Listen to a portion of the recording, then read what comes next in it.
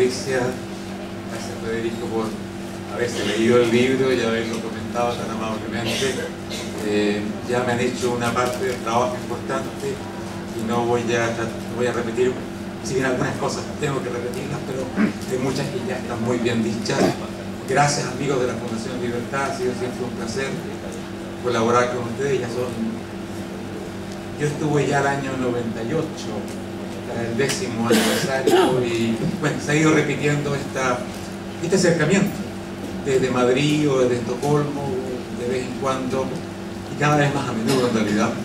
Es uno de esos lazos importantes con Argentina, estas visitas periódicas, enterarse por personas que están muy preocupadas por su país, de este ir y venir de la Argentina, estos encantamientos y estos desencantos periódicos que le han hecho tan mal al país, digamos. Gracias a los amigos de la editorial, con los cuales he colaborado a través de los medios electrónicos, y la verdad es que es fantástico, como decía, lo cerca que uno se siente, sin haberse visto ni la cara ni nada, pero colaborando, y el resultado veo que es excelente, así que muchas gracias, y gracias a la librería Cúspide por acogernos hoy día. Quizás yo debiera darles una explicación por qué yo me meto a escribir sobre Argentina, qué pasa, fuera de tener amigos y haber estado muchísimas veces acá, ya desde pequeño. Como chileno venía al mundo desarrollado cuando venía de visita en los años 50, ya era realmente otro mundo Argentina, comparado con Chile. Pero el interés más serio, más sistemático, surge de mi profesión. Yo soy historiador económico, me doctoré en Suecia y después hice clase de docencia durante mucho tiempo. Y la verdad es que en la historia económica comparativa hay países que representan cosas que son como prototipos, Japón o Alemania o Rusia o Estados Unidos o Inglaterra. Y Argentina está en esa categoría de los prototipos, pero del tipo más extraño que se puede imaginar. Ni como desarrollo, ni como falta de desarrollo, sino como una constante frustración del desarrollo, que se repite además, cíclicamente. Es difícil pensar un país con tan buenas condiciones y que se empecina en desperdiciarlas tan sistemáticamente. Esto hace de que para un historiador económico, o sea, científicamente mirado, es un caso extraordinariamente interesante. ¿Cómo se puede explicar este fracaso reiterado? Fracaso, lógicamente, de acuerdo a las posibilidades que había. No hay fracasos absolutos, sino que todo fracaso se pide de acuerdo a lo que podría haberse logrado comparando con lo que se logró. Y en ese sentido es difícil catalogar la historia argentina como otra cosa que no sea un fracaso, porque este país debería ser totalmente otra cosa, y no lo es. Y como ustedes han dicho, ha llegado a extremos incluso de barbarie, y muy reciente, que son no solo espeluznantes, sino que son insólitos. Y eso hace que el caso argentino tenga un interés muy grande. No de carácter sádico por querer molestar, en fin, sino porque aquí hay que explicar cosas. Y este libro que se presenta hoy día no es el primero que he escrito sobre Argentina, y la verdad es que vengo tratando el caso argentino ya de unos 25 años. La primera vez lo hice en un libro que está solamente en sueco, que fue una especie de historia de América Latina, donde justamente Argentina parecía como un caso muy específico, muy especial. Y lo que hay en este libro y en libros anteriores yo he tratado de buscar son las causas de algo que se reproduce en el tiempo. Por lo tanto, no son circunstancias coyunturales, no son accidentes del camino, no es un personaje, como a veces se piensa que vino tal personaje y arruinó a la Argentina, o que vinieron los malos y echaron al personaje y arruinaron a la Argentina, una especie de juego de los culpables, que sin duda son importantes, los personajes, su historia, evidentemente. Le da además un sabor muy peculiar a la historia argentina, porque ha tenido personajes de películas que no terminan muy bien, pero que son de película, evidentemente. Yo que vengo de Chile, digo, la historia chilena es sumamente aburrida. Argentina es una historia muy entretenida, que no termina bien todas las veces, o muchas veces no termina bien, es otra cosa. O en Suecia, que la historia sueca es interesante, pero uno se queda dormido de pronto. La historia argentina es que te despierta todo el tiempo porque vienen estos momentos apasionados donde se cree que todo vaya muy, muy bien y de pronto viene una especie de paso de la depresión, ese tipo que ustedes conocen muy bien que pasa en la Argentina. Ahora, buscando esta especie de eterno retorno de los problemas argentinos, usando una imagen muy conocida por un antropólogo muy famoso, de eterno retorno, o lo que los franceses de la Escuela de los Anales llaman la larga duración. La Escuela de los Anales es una escuela que va sacando a la luz una especie de continuidades en las discontinuidades que a través de los siglos van dándole un carácter especial a la historia de ciertas zonas del mundo, el Mediterráneo, por ejemplo, y van muy atrás, 2000 años, donde van viendo que se van repitiendo ciertas cosas. Bueno, la historia argentina no tiene esos 2000 años, pero indudablemente que tiene esas continuidades. Y la verdad es que eso fue lo que me llevó a esto de la historia. En Argentina no se puede comenzar hoy día con el kirchnerato, ni con Menem, ni siquiera con Perón. Yo creo que a veces el error de visión de algunos analistas argentinos es querer empezar hace muy poco, con lo cual se pierden los antecedentes que van creando la escena para la repetición del drama. Y yo creo que mientras no llegamos a eso, nos vamos a equivocar, porque creemos que pasado el personaje pasa el problema. No, aquí hay cosas que están más abajo y que van reproduciéndose. Y yo he llegado a la conclusión que pongo en el libro de distintas maneras y que ustedes han destacado, de que ya en el siglo XIX, no menos cuando las cosas parecían ir muy bien, se van cementando estas continuidades que después se van repitiendo constantemente. Indudablemente que una de las continuidades más importantes y más trágicas para la Argentina es lo que justamente en el libro se llama la mala política, es decir, la política del caudillismo, del patoterismo, el uso del Estado como un patrimonio personal.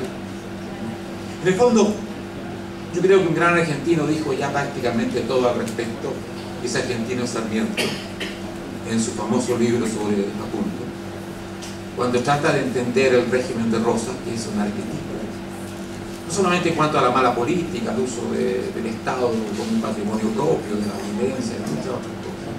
Incluso llega a ese tipo de imágenes de la mujer joven, que es su hija Manolita, que después se va reproduciendo también en la Argentina, aparece el hombre más maduro como una mujer joven, imágenes que se van reproduciendo.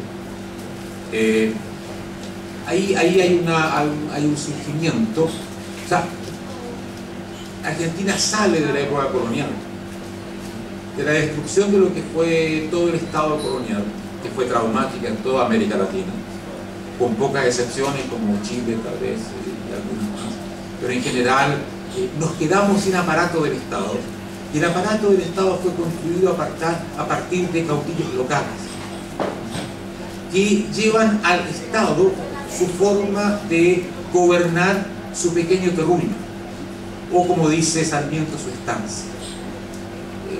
Cuando Sarmiento llega y propone su famosa hipótesis, ¿cuál es la clave de este gobierno? Dice, la estancia. Este señor gobierna un país como si fuera su estancia. Trata a la gente como ganado, la marca, le pone colores, pinta un país de un color, cosas impresionantes. Le llega a cambiar el color a la bandera argentina, porque coincidía con el color de los malvados unitarios y los salvajes malvados unitarios. Ustedes saben que había una larga frase con el cual se debía encabezar todo tipo de discurso. O sea, uno encuentra ahí una creación realmente de lo que va a ser la matriz del Estado argentino.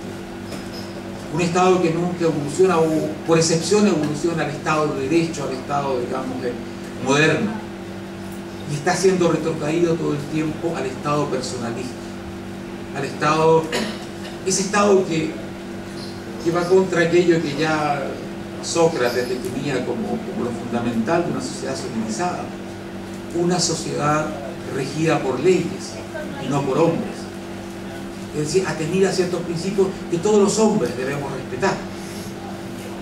Las sociedades, digamos, que van hacia distintos tipos de barbarie son aquellas que se dejan regir por voluntades individuales. Yo llego al poder y hago el país a mi gusto, un poco así, porque yo mando en este país, pago, compro, movilizo y hago del país esa hacienda de que hablaba Sarmiento. Yo la verdad es que quedé muy impresionado cuando leí Facundo, cuando llego a esta parte de Facundo, porque digo, qué entendimiento tan importante.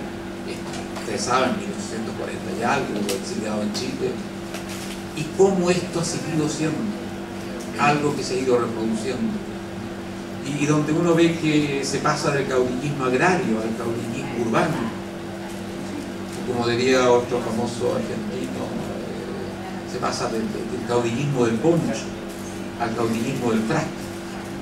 Es más peligroso incluso porque es una especie de mafia más desarrollada.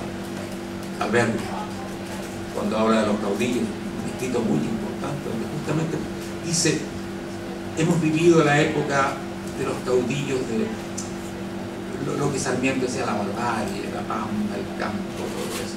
Pero ahora nos viene la peor barbarie, la de los caudillos urbanos. Y esa es la que se va a instaurar después en la Argentina del siglo XX, movilizando de la misma manera el aliado, comprando los votos, pagando, creando la clientela que va a ser la base del poder, y un poder que siempre se personaliza, porque el caudillo lógicamente es la figura esencial. Nosotros cuando llegamos a los grandes caudillos del siglo XX, ya sea un caudillo tan extraño porque era un caudillo callado como Irigoyen, o un caudillo nada de callado como Perón, y otros caudillos más pequeños como gente de La Rioja o etcétera, vemos que estamos ante una figura argentina muy clásica que se va reproduciendo. Incluso cuando vemos las distintas movilizaciones del punterismo peronista, al piqueterismo, con sus lógicas distintas, estamos viendo movilizaciones típicas de la historia argentina, ya sea esta movilización más combativa, de ir a la calle, de marchar, de todo esto. Bueno, es bien característica de la primera época de la República, cuando el caudillo moviliza al gauchaje. Hoy día se moviliza a la poblada, la gente del barrio. Antes se movilizaba la gente de la hacienda vecina, la estancia de aquí, y se iba al asalto del pueblo, al asalto de la carretera, al asalto del vecino, al asalto acá, para cobrar un peaje. Y ese peaje a veces era tan grande que era el Estado argentino, que se transformaba en el gran peaje que toda la nación pagaba, como cuando se llega ya, por ejemplo, al régimen de Rosa. Esta mala política le pesa muchísimo. Es como un instinto de casi se hace política. Y eso indudablemente sin erradicar aquello, sin crear una alternativa política que, por raro que parezca, y aunque no sea tan rentable de buenas a primeras, no tenga esas características, es que no hay salida. O sea, la idea es no reemplazar un caudillo con otro caudillo, porque estamos sacando un clavo con otro clavo, y si bien puede funcionar, pero no te deja con un clavo. Y esa no es la idea. Argentina tiene que poder evolucionar. Después, uno de los momentos claves del siglo XIX es la inmigración. Una inmigración o una situación donde se planteaba la posibilidad de que Argentina fuera una especie de réplica de los Estados Unidos, tal como Sarmiento lo planteó. Sarmiento es un hombre que está fascinado con Estados Unidos, quiere los farmers, quiere el colono propietario. Hay un discurso que resulta fantástico leerlo en una pequeña localidad de Chivilcoy, donde él dice: aquí está el gaucho que se está transformando en el colono, y dice: estos son hijos de América del Norte, son lo mismo, hijos de eso de acceder a la propiedad, a la tierra, a poner allí la base de una sociedad democrática de hombres libres, no de proletarios o de rentistas, sino que de hombres trabajadores. Lo que Jefferson decía, su idea de la democracia americana, basada en estos hombres independientes, libres porque pisaban su tierra y no la tierra de otros. Esta fue indudablemente, cuando la gran inmigración llega, la tierra argentina ya está ocupada por una pequeña élite de estancieros que a través de las guerras del siglo XIX ha llevado a cabo una apropiación de la tierra increíble. O sea, las cantidades de tierra que se apropia la élite, ya sea de terratenientes, generales terratenientes, caudillos, la cantidad de hectáreas que tenía Rosas, por ejemplo. Estamos hablando de 300.000, 400.000 hectáreas. Los Anchorena tenían más, por supuesto, que eran los... Lo increíble es que hoy día se dice que esta era una especie de caudillo popular. Es que nunca ha habido nadie en Argentina que ha privatizado tanta propiedad pública como Rosas. Es que las privatizaciones de tierra que llevó a cabo Rosas son algo extraordinario. Y después, además, era el personaje más prototípico que representaba al gran estanciero. Y después de todos los Anchorena de Rosas eran Núñez y Carmen. Después la historia se da muchas vueltas y termina siendo una especie de héroe popular de lo más extraño. Eso cuando llega el inmigrante y se frustra esta posibilidad, surgen una serie de procesos muy importantes.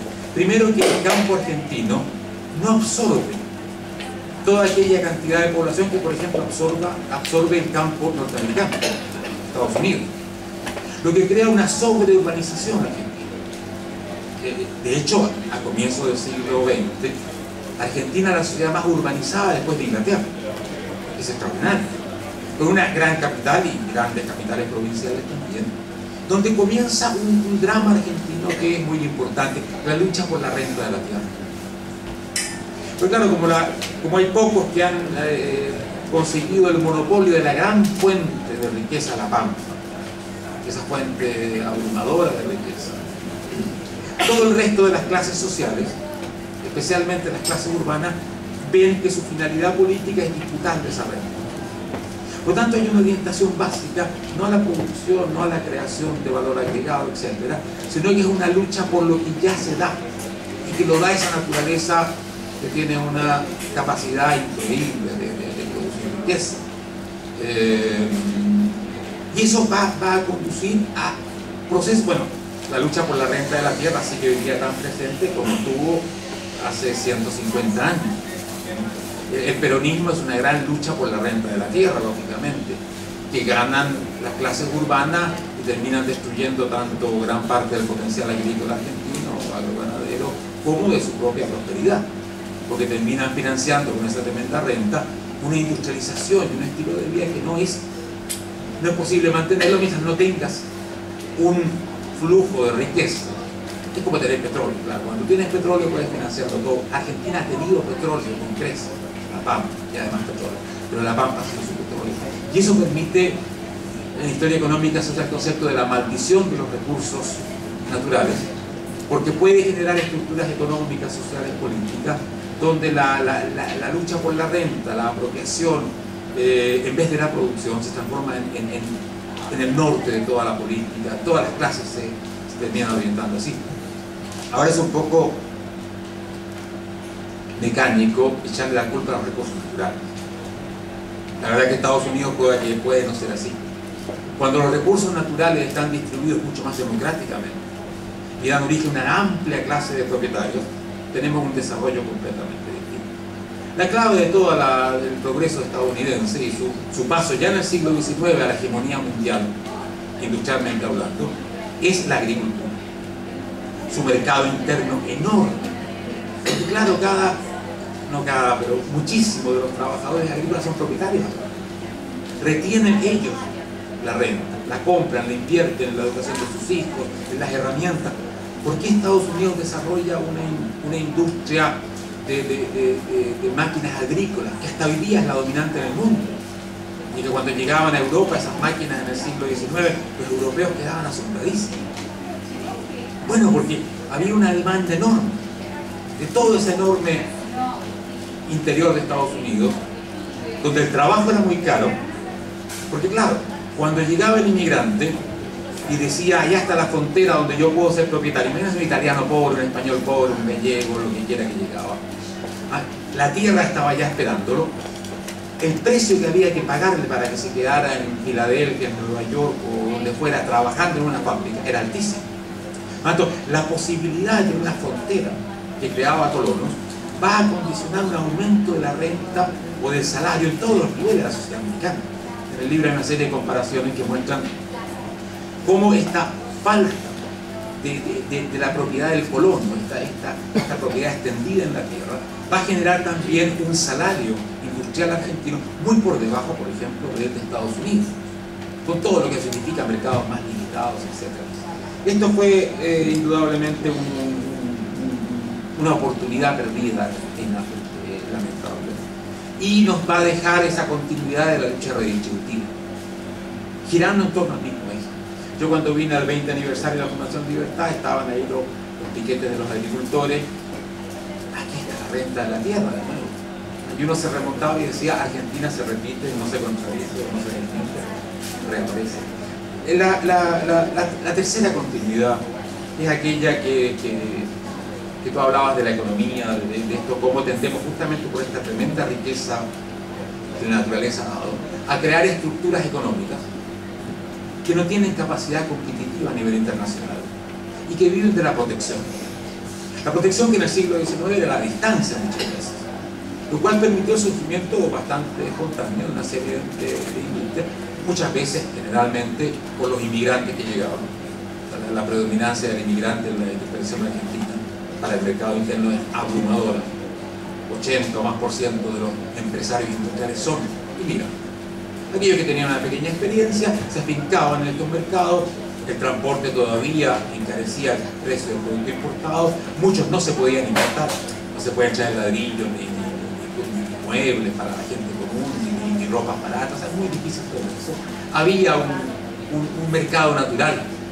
¿Dónde se va a comenzar a desarrollar esa industrialización? Y cuando va creciendo, empieza a enfrentarse al mundo.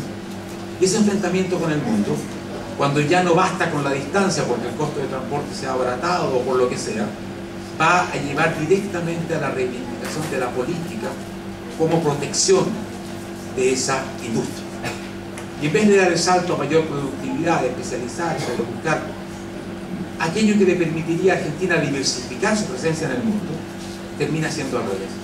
Se reducen los grandes recursos naturales y toda esa industrialización va quedando reducida a un invernadero.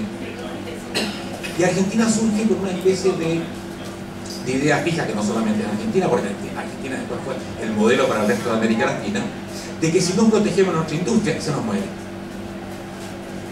O sea, somos unos incapaces. Mira lo que estamos diciendo. Si no le ponemos un calorcito especial, un invernadero, estos tomates no surgen, porque nosotros como industriales, innovadores, etcétera, no pasa nada. Lo que realmente es un error que después se transforma en realidad. Porque una vez que tú comienzas a hacer de la protección, es decir, de la política, la condición de vida de la industria, tú terminas creando las condiciones de algo que nunca va a llegar a caminar con bien propio. Y esto crea algo que yo llamo, no sé en el libro, pero en mis elucubraciones, la economía política argentina. Y economía política con un guión entre medio, porque crea la mezcla de la economía y la política, donde la economía vive de la política y la política vive de la economía, y ambos se pagan, se sobornan, se compran, reciben la prebenda, la protección, etc. ¿Qué es lo que hoy día estamos viendo reproducirse de manera espantosa? O sea, en el libro yo ahí cito algunas de las últimas encuestas.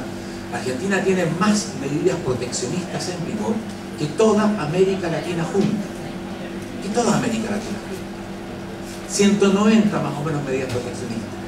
Y que esto es la reproducción de lo de siempre, donde al final todos terminan siendo clientelas del poder, que van a pedirle que me proteja esto, que me suba acá, que el dólar barato, que el crédito aquí, que el crédito allá. Y va desde el pobre que necesita la ayuda para sobrevivir hasta el industrial, que tiene bastante para sobrevivir, pero que de todas maneras va a pedir. Porque la ventanilla de la política se hace fundamental para la sobrevivencia económica. Esto es absolutamente fatal. O sea, la economía es sana cuando es capaz de sobrevivir por sus medios económicos, por su eficiencia, su capacidad innovativa, su capacidad de competir. Cuando una economía se hace dependiente de la política, se arruinan ambas cosas. ¿Por qué? Porque el industrial va a ir a pagar, el político le va a cobrar, y ambos van a terminar en una simbiosis, que es la simbiosis argentina, que se reproduce con una fuerza increíble. Apenas la clase industrial capitalista argentina puede, vuelve a la ventanilla del Estado, con una fuerza notable. Porque es como lo natural, es como que alguien sabe que en la noche se duerme, apenas empieza a oscurecer, la gente ya, no viene esa reacción. Eso de estárselas arreglando frente a la competencia del mundo, y ya no son solamente los americanos, los ingleses, son los chinos, son todo esto, no, eso es para otra gente. Y Argentina hoy día se está convirtiendo en una isla absolutamente extraña en este mundo globalizado, donde todos buscan ser buenos en algo, ser excelentes en algo, y con ese algo ser partes del mundo. Si nosotros tenemos hoy día, por supuesto, una exportación agrícola notable, sin duda, ese motor está funcionando. ¿Por cuánto tiempo? Hay que cuidarlo también, porque no vaya a ser que pase de nuevo lo que pasó cuando el primer gobierno de Perón, donde se le sacó todo el excedente prácticamente. La política de autodestrucción, la gran conexión de Argentina con el mundo fue absoluta.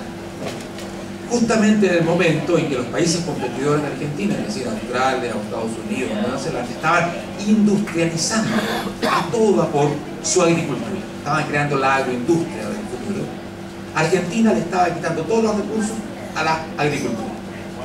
Y claro, la clase agrícola, los propietarios, producen lo menos posible, tratan de parar eso, no hay reinversión, y terminamos en un proceso increíble. Que Argentina, hasta los años 30, hasta la crisis del 30, como gran exportador de muchísimas cosas, va perdiendo después su nivel o su capacidad exportadora. Y esto indudablemente y claro, yo he leído bastante este último periodo, y me doy cuenta del encanto que se creó en muchísimos sectores argentinos cuando volvía la protección del subsidio, cuando se reabría la ventanilla para darle esa prebenda que nos va a hacer exitosos. Realmente las cosas que he leído son espantosas. Uno dice, pero ¿cómo? O sea, que no hay historia, que no, todos los años que pasaron no sirvieron de nada, porque se vuelve inmediatamente claro, a la ganancia fácil. La verdad es que si el capitalismo puede ser prebendario, es prebendario. Si le abren la ventanilla de la política para cobrar y tener un mercado cautivo, protegido, subsidiado, es que ahí van todos corriendo, no todos, pero casi todos, lamentablemente. Por ello que el sistema institucional político es muy importante, porque debe disciplinar, lógicamente, a la clase productiva, y para ello necesita una independencia para poder actuar, cosas que ha sido muy poco común. Un ejemplo que no pongo acá, pero que ustedes saben que a comienzos del siglo pasado, los norteamericanos, que han sido muy proteccionistas, pero que han sido proteccionistas para una política industrial y no del amiguismo y del productivismo, es muy distinto, porque también Taiwán ha sido proteccionista y muchos han sido proteccionistas. Algunos creen que eso valida el proteccionismo. No, hay mal proteccionismo y un proteccionismo que puede funcionar, que uno puede cuestionar, pero que puede funcionar. El Senado norteamericano mandó una delegación para recorrer América Latina